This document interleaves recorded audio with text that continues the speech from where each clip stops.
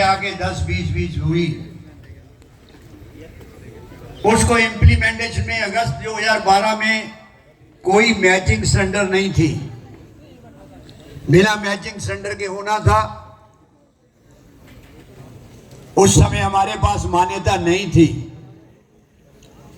जो अपने आप को लड़ाकू जमात कहने वाली है, उन्होंने 5-6 साल इस आइटम को हाथ तक नहीं लगाया था। उत्तरी रेलवे मजदूर यूनियन जब जो 2013 में दोबारा मान्यता रिस्टोर हुई, सबसे पहले इस आइटम को पकड़ा और उसको इंप्लीमेंट कराया। और दिल्ली डिवीजन में 5000 ट्रैकमैनों को इसमें बेनिफिट मिला, बाकी जगह भी मिला। अभी अगर 10-20 नहीं हुई तो मंडल इसको टेकअप करके इसको कंप्लीट कराए। इतना ही नहीं, आगे हम लड़ रहे हैं कि ये एक टेक्निकल कैटेगरी है। जब टेक्निकल कैटेगरी में दूसरे कैटेगरी में 4200 है, जिसको हम मास्टर क्राफ्टमैन की बात करते हैं या सीनियर टेक्नीशियन की बात करते हैं, इस कैटेगरी के अंदर भी 4200 का ग्रेड पे होना चाहिए। ये ऑलरेडी बोर्ड की पीएनए में केस चल रहा है, इसके लिए हम पूरी कोशिश कर रहे हैं। जो आइटम हमें पता लगती है उसको NFIR या URMU छोड़ती नहीं है। इसी तरह इन्होंने रनिंग स्टाफ के लिए 120 किलोमीटर मिनिमम की बात की।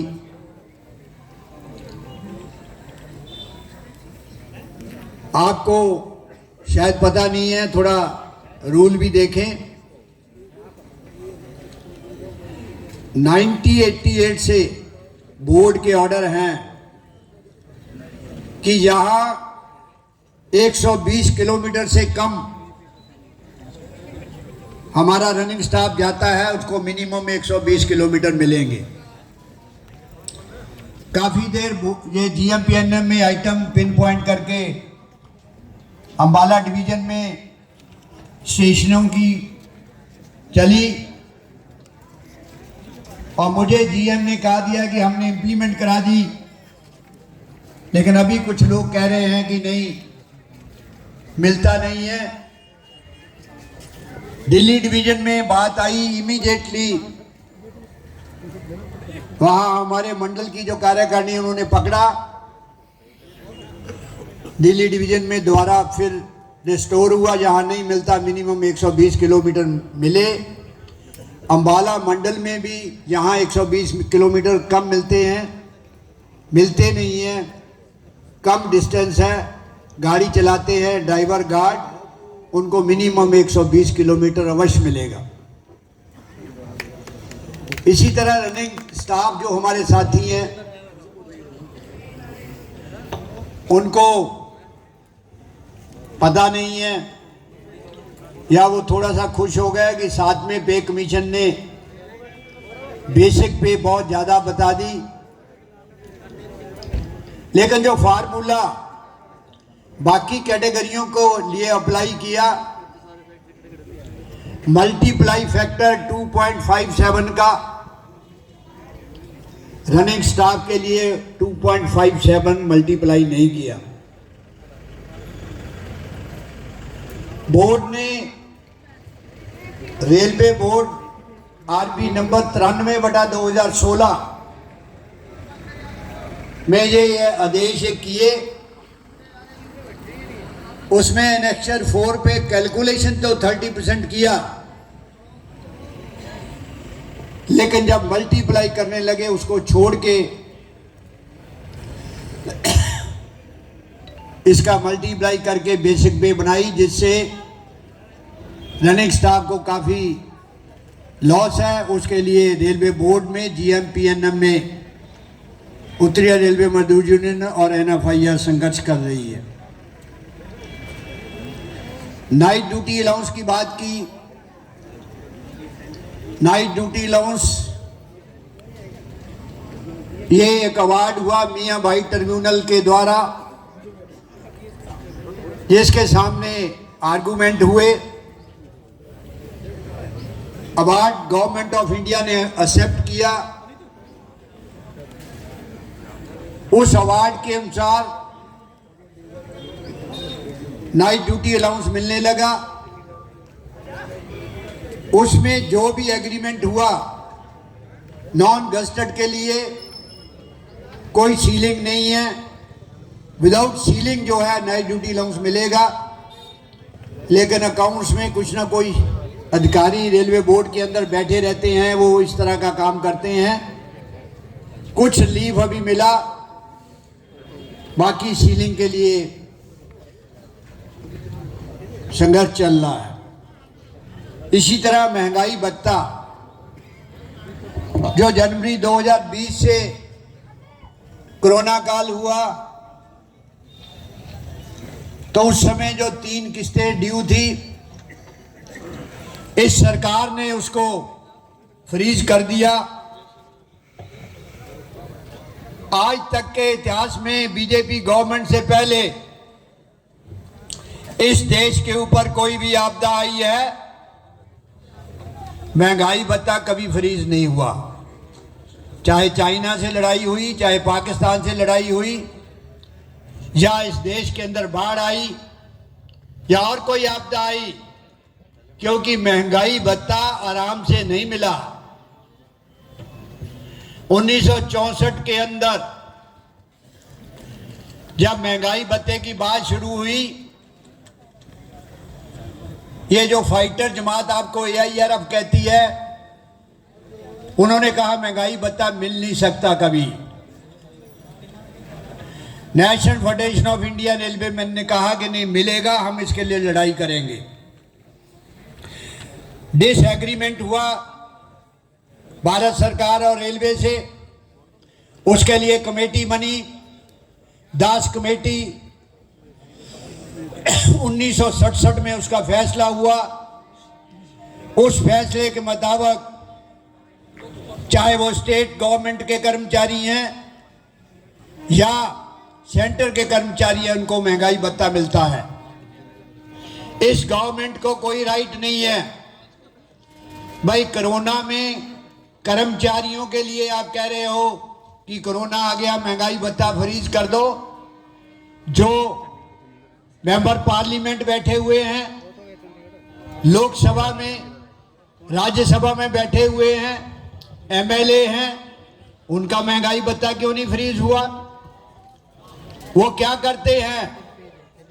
कोरोना में केवल रेलवे कर्मचारी था जिन्होंने इस देश की रेलगाड़ी का चक्का चलता रखा, देश में हर जगह ऑक्सीजन को पहुंचाया। उसमें 3,500 रेलवे कर्मचारी और अधिकारियों ने शहादत भी दी। कोई ठेकेदार उस समय बाहर नहीं आया। केवल ये मेरे साथी भाई रेलवे कर्मचारी किसी भी कैटेगरी में काम करता है, उन्होंने सच्चे मन से देश की सेवा की। आज देश का प्रधानमंत्री इस बात को बात कर रहा है कि कोरोना के कारण भाई अपना क्यों नहीं फ्रीज किया, आप खुद क्यों लेते रहे? आप सारे मेंबर पार्लियामेंट, प्रधानमंत्री कोरोना में वहीं बैठे रहे, कोई फील्ड में नहीं आया। कभी आपने अपनी कॉन्स्टिट्यूंसी में जाके बात नहीं की। हमारे साथियों में ने तो कोरोना में इंजेक्शन तक का इंतजाम किया, सिविल हॉस्पिटल से बात करके, दूसरे जो अथॉरिटी से बात करके, जहां हो सकती थी मदद करने की कोशिश की। उन कर्मचारियों के ऊपर आप तशद्दुद कर रहे हो, उनको कह रहे हैं कि उनका महंगाई भत्ता फ्रीज किया जाता है। आप पे अंदर दम है तो महंगाई को बढ़ाना रोक दो, मत दो महंगाई भत्ता, लेकिन महंगाई को रोक के दिखाओ। आज इस देश की हालत क्या है? आज दाल, चावल, तेल, घी, गैस, पेट्रोल, डीजल, कहाँ उसके रेट बढ़े हुए हैं? आपका कोई कंट्रोल नहीं है। जब आप पावर में नहीं थे, आपके मंत्री जो है एजिटेशन करते थे उस गवर्नमेंट के खिलाफ, आज उनकी बोलती बंद क्यों है इतनी महंगाई में? और हमें जो महंगाई भत्ता मिलता है वो किसी खैरात में नहीं मिलता, उसका फार्मूला गवर्नमेंट से, पार्लियामेंट से अप्रूव्ड है।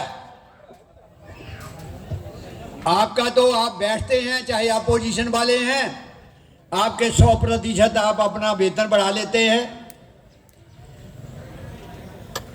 शुरू में केवल मेंबर पार्लियामेंट को 154 रुपये वेतन मिलता था। आज एक मेंबर पार्लियामेंट को 12 लाख रुपया वेतन मिलता है। और इसी तरह मिनिमम 20,000 रुपया पेंशन मिलती है। अभी पंजाब के अंदर ये आपकी गवर्नमेंट आई, इन्होंने एक अच्छा काम किया कि जो मेंबर पार्लियामेंट, एमएलए 8-8, 9-9 पेंशन लेते थे, उनका एक ही पेंशन लेंगे। बहुत अच्छा काम किया। जिंदाबाद जिंदाबाद जिंदाबाद। हमारे नौजवान को आप ये कहते हैं कि जनवरी 2004 और से जो भर्ती हुए हैं उनको जो है आप कंट्रीब्यूटरी करके इंसेंटिव देंगे। बहुत सारे साथी उसकी बात करते हैं। नई पेंशन स्कीम, ये आपकी सोच गलत है। ये नो पेंशन स्कीम है। कोई साथी जो कुछ कैटेगरियां जैसे कुली अब्जॉर्ब हुए, वो रिटायर हो गए, इसके अंदर आते हैं। कोई कह दे कि किसी को पीपीओ मिला हो, कोई ग्रेच्युटी मिली हो, पूरा प्रोविडेंट फंड मिला हो,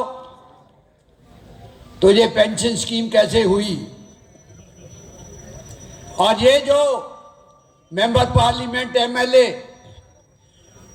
बीजेपी का जितना स्ट्रक्चर बना है सब 2004 के बाद बने हैं। ये क्यों नहीं कंट्रीब्यूटरी पेंशन लेते? इनको पता लग जाए, क्योंकि कंट्रीब्यूटरी पेंशन, एक एम्प्लॉई अगर 35,000 रुपया तनख्वाह लेता है, रिटायर होने के वक्त उनको 17,500 रुपया मिनिमम पेंशन बनती है, 50%। लेकिन नो पेंशन स्कीम के अंदर 4,000 से ज्यादा नहीं मिलती। 4,000 में कौन सी फैमिली अपना गुजारा कर सकती है?